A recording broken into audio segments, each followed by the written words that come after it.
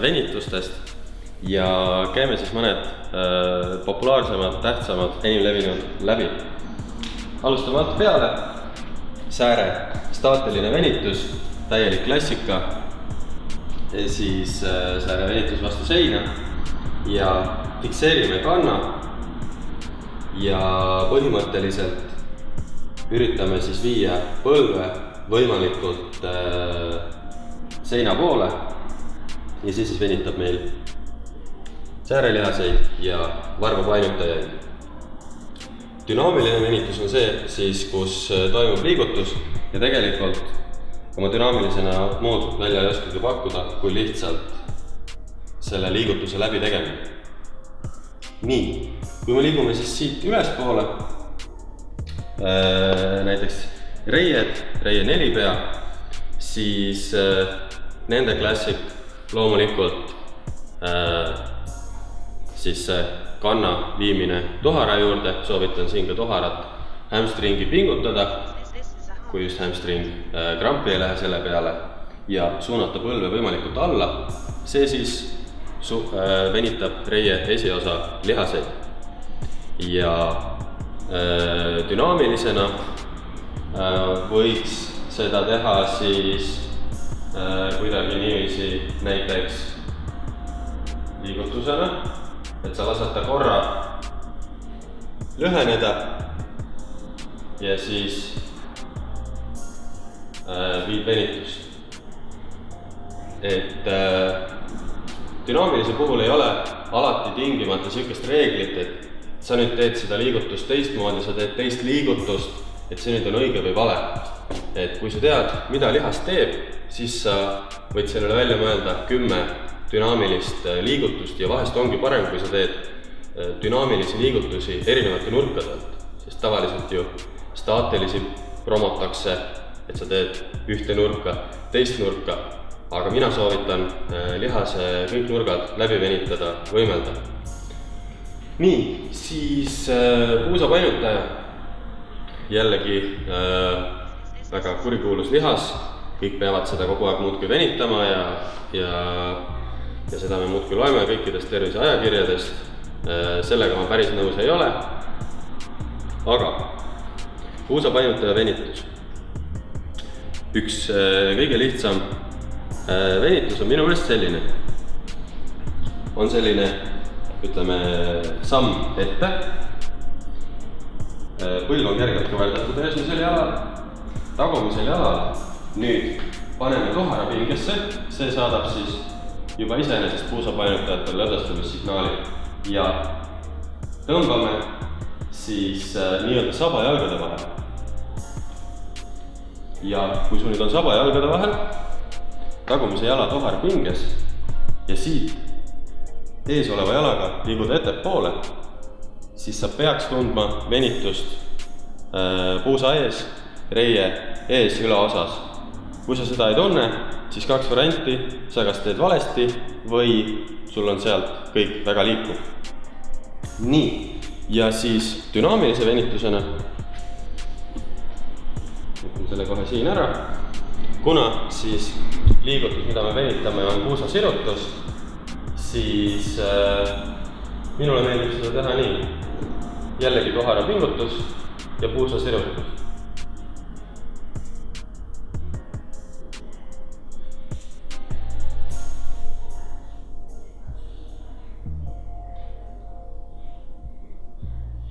Jällegi soovitan hoida ülakeha pigem sirge, ennast mitte banaaniks muuta, kuna see väga puusa asendit ei muuda, kui sa ennast ülevalt sirutad. Nii et siit tugevaks, siit sirge ja võid ka mõelda nii, et surud põlve alla ja taha, nagu lükkaksid ennast põlve peale edasi ja peaksid siis tundma venitust siin. Niisiis, reie tagakülg, hamstringid. See on siis see, mida tihti venitatakse nii, et lisatakse jalg kuskile redeli peale ja siis seal ennast niiviisi painutatakse. Ütlen ausalt, enamus venitab seal oma alaselga, mitte hamstringi, sest et selliseid inimesi, kelle puus lubaks üle 90 kraadi venitust, näen ma väga harva.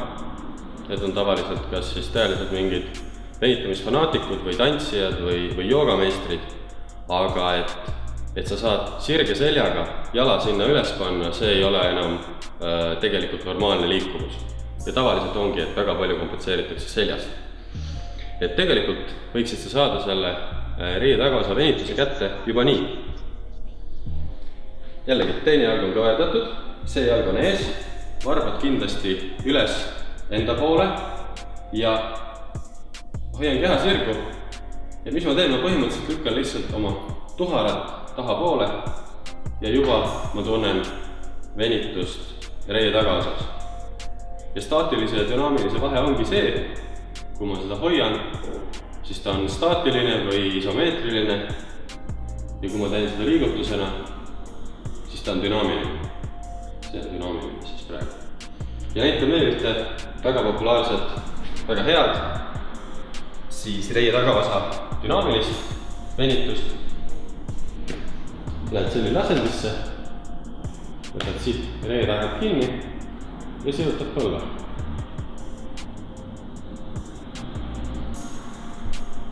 Ja kui sa niiviisi paarkümmend korda sirutad, siis sa tõenäoliselt leiad, et liikuvus on veidi paranenud. Et võtad näiteks laes mingisuguse asja endale tähiseks ja vaatad, kuidas iga korraga tuleb selline millimeetrike juurde. Ja siit samast põhimõtteliselt saad ka venitada tuharat, kui sa tood seda põlve endale rinnale. See siis venitab tuhar. Jällegi, staatiline siis hoiab seda lihast pidevalt pinges ja dünaamiline on siis selline võnkuv liigutus. Kindlasti, kui sul sellest hakkab puusa esiosa teravalt valutama, siis ära piina oma puusa, tegele probleemiga. Nii, siis tuhar on läbi võetud, alaselg. Ma ei ole väga suur alaselja venitamise pooldaja. Ja seda sel põhjusel, et inimesed, kes on näiteks alaselja valudega, üritavad hirmsalt seda venitada, siis tegelikult võivad endale hoopiski kahju teha. Et on mõned probleemid, mis puhul ei ole hea selga üleliigselt painutada, seda enam, kui seda veel jõuga teha. Ja selliseks trennijärgseks, tööpäevajärgseks venituseks soovitan ma hoopiski teistsugust venitust. Ja võib-olla on mõnel seda väga raske teha, sest see nõuab veidikene rahulikkust ja paigal püsimist. Põhimõtteliselt võtame sisse sellise asja nagu joogas nimetatakse seda näiteks beebipoosiks.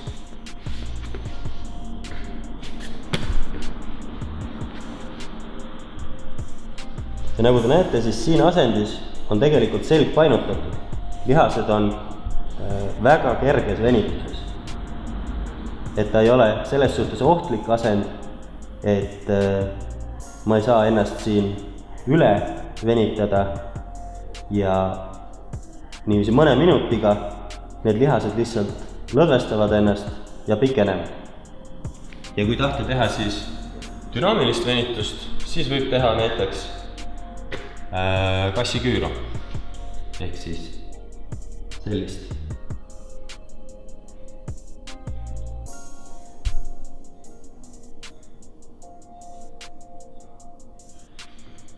Nii, siis meil on veel lähendajad. Lähendajate puhul on üks hea venitus näiteks selline.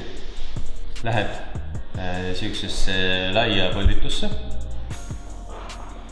Põhimõtteliselt nii kaugele kui saad. Sa võid ka lihtsalt siin passida ja aeg-ajalt ennast oma põlvi rohkem laiali lükata või siis kõndida küünalnukkidega ühele poole ja teisele poole. ja kui sa niiviisi paar korda oled ühele teisele poole kõndinud, siis tavaliselt avastatakse, et ahah, mul on juba lähendajad rohkem lahti läinud. Saad jälle panna paar sentimeetrit kaugemale ja sama asja korrata. Ja lähendajate dünaamiline venitus, üks näide, mis on samas ka lihasharjutus, on, mina nimetan seda pahaks kutsuks, on lihtsalt see, kui sa viid jala nii kõrvale, kui saad. Tood läbi, viid kõrvale, läbi, viid kõrvale. Või siis teed seistes jala vibutust. Kui sa teed seda kontrollitult, siis see on dünaamiline. Kui teed seda kiiresti, siis see on ballistiline. Ja see on, kõik ballistilised liigutused on veidi ohtlikumad. Nii, siis põhimõtteliselt, kui väga tahta kõhtu venitada, siis saab seda teha lihtsalt kõhuli asendis. Hea oleks, kui sa mõtleks sellele, et sa näiteks surud oma kõhtu vastu pinda, ajad kõhtu punni või vaatad üles. Aga siin jällegi tuleb arvesse võtta seda, et kui on mingi lülisamba probleem sirutusega, siis võib liiga usin tegemine olukorda hullemaks teha. Nii et jällegi ärge ajage ennast liiga banaani, võtke asja mõistusega. Nii, siis jõuame ülespoole ja võtame näiteks rinnalihase. Jällegi täielik klassika. 90 kraadi peal, paneme käe siia, tunnetame, kuidas rinnalihas venib, kõik teavad seda. Kõik igal pool näevad, kõik muudki venitavad rinnalihast. Okei. Venitage erinevate nurkade all. Tihti aitab ka see, kui pea vastaspoole pöörata.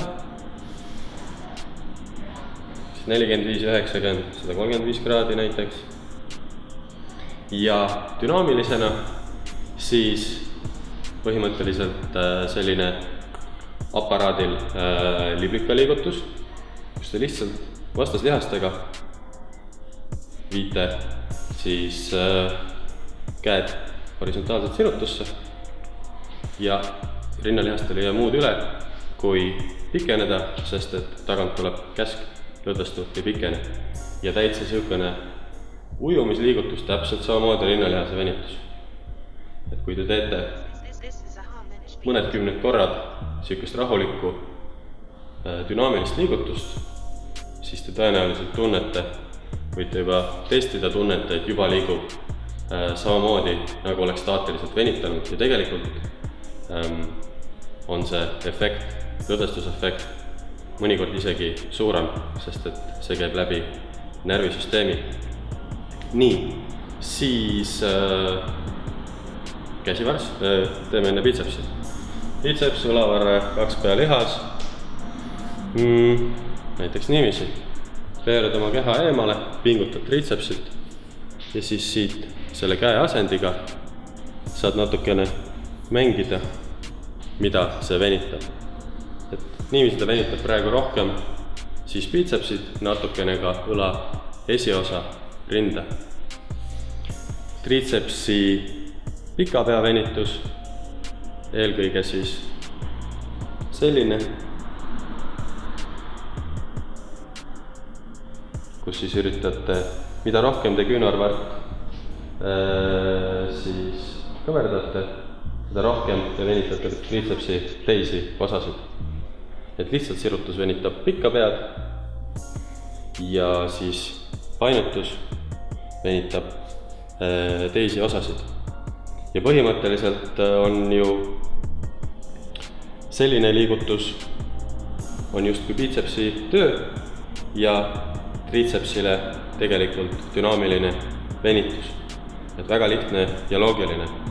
Lihtsalt, et sa ei pea seda tegema 20 kilose antliga, sest siis sul läheb bitsepsi verd täis ja kui su eesmärk on lihaseid lõdvestada ja liikuma saada, siis see ei ole selles osas väga efektiivne. Mis veel? Näiteks sõrmede painutajad.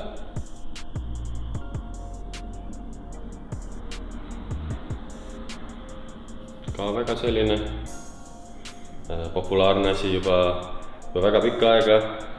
Seda armastatakse väga venitada ja vastupidi.